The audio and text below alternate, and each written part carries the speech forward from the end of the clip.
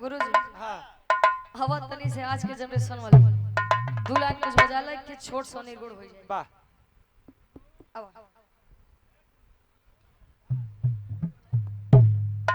Hello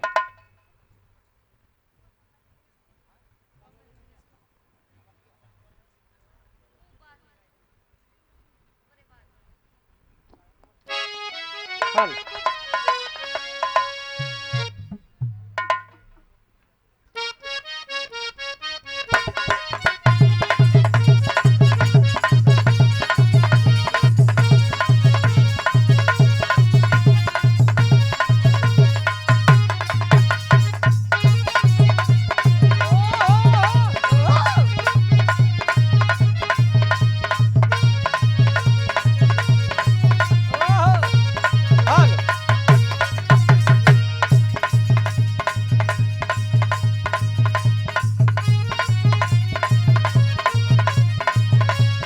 वाह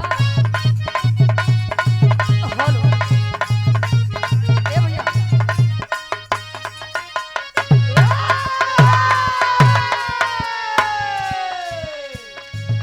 बड़ी बढ़िया गीत के संकेत करत है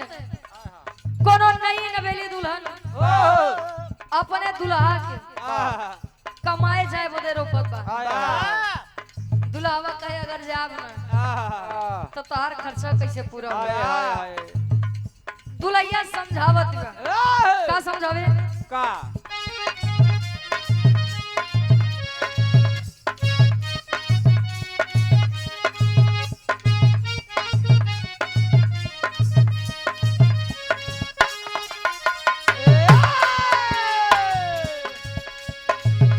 हाथ जोड़ी कहो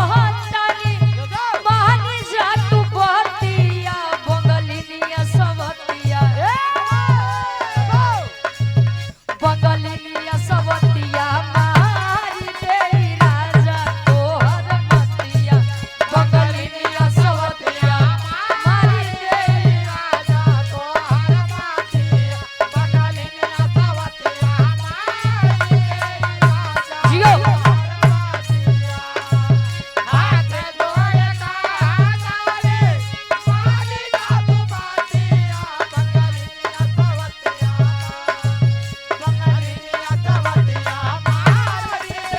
राजा तोहर मतिया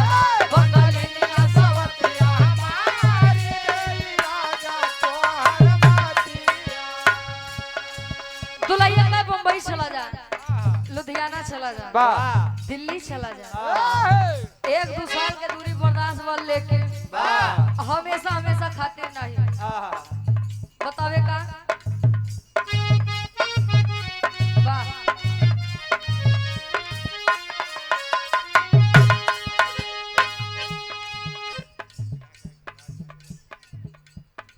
और यहाँ बिरहा के बहुत ही सुंदर कलाकार हैं आप वाह आदरणीय आप चाचा तुले हैं राज विजय यादव जी सुंदर पुष्प में गुथा हुआ हार। अच्छा विराट के आप बहुत ही सुंदर कलाकार हैं।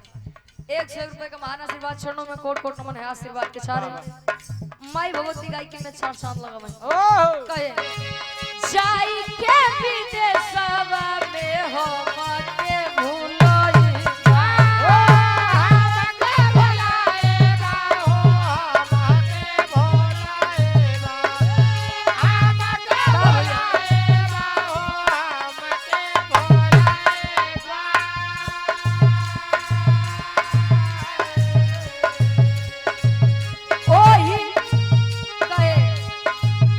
ओही समतिनिया पे राजा दिलू भई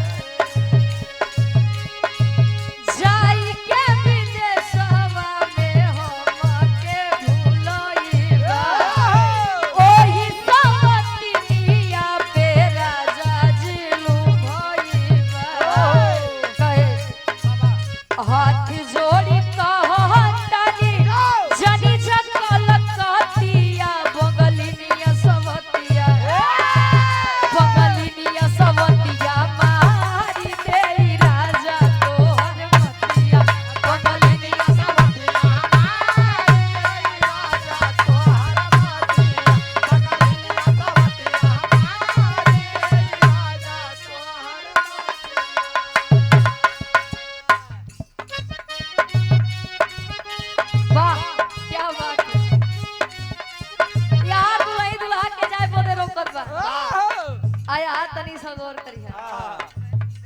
दुल्ही के विदाई होत बाद दुल्हिया के भाई जब आए इसलिए आए जाए तो दुल्हावा जाए वो दे रोकत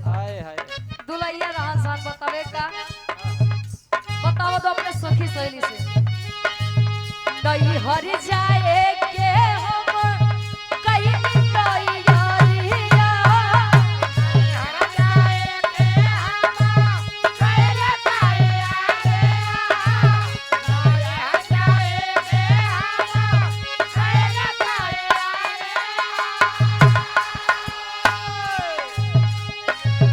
नहीं हर जाए के हम कहीं तैयारिया गाड़ी लेके अइले हमर भैया हो अचरे से मुहवा तो पी के रोवे लगले सैया अचरे से मुहवा तो पी के रोवे लगले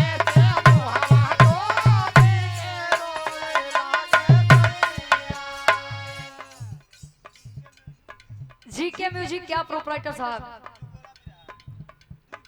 दुगोला बिरहा क्या प्रोपराइटर साहब ये आप हमारे बड़का भैया गोविंद भैया आपके द्वारा इस भाव को समझते हुए 100 रुपए का महान आशीर्वाद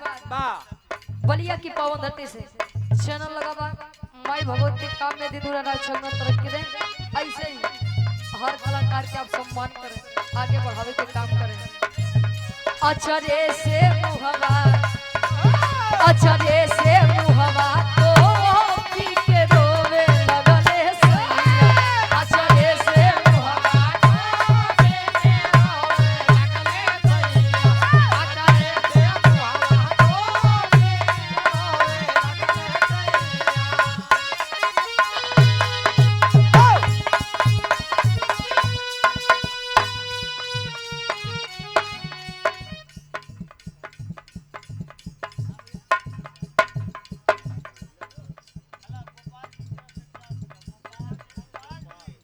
और यार धर्म के बड़े भाई आप गोपाल जी भैया जी के द्वारा इस भाव को समझते हुए ग्राम के निवासी 100 रुपए देकर सम्मान किए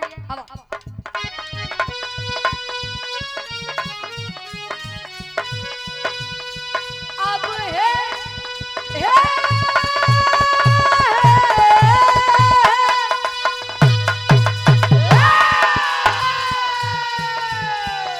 निर्गुणी भाव में कवि जी बताओ तेरे गुरुजी संकेत करते हैं इस संसार में कोई किसी का नहीं है चाहे हम हो चाहे आप हो बाबा सभी के साथ एक दिन यही होगा दिन नदी के तीरे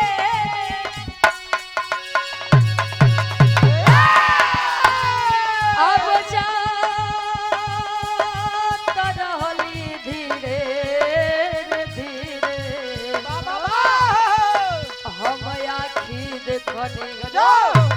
अरे हम आखी देखनी अरे त सुंदर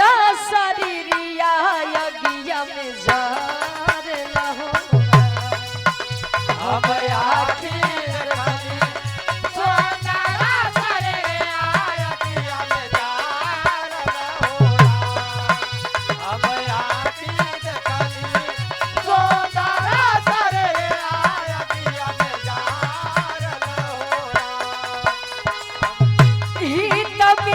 जे भी जुटल एक मुँह सबेरे कहा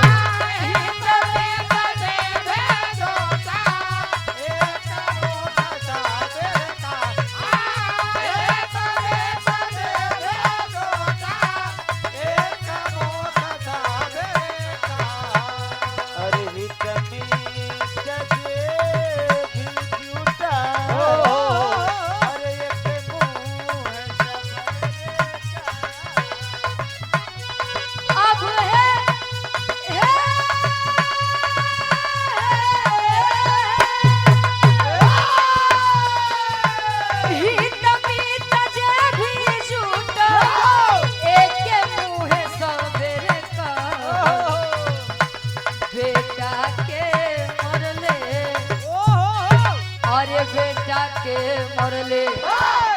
अरे तब बाबूजी के ना सर तनवा जा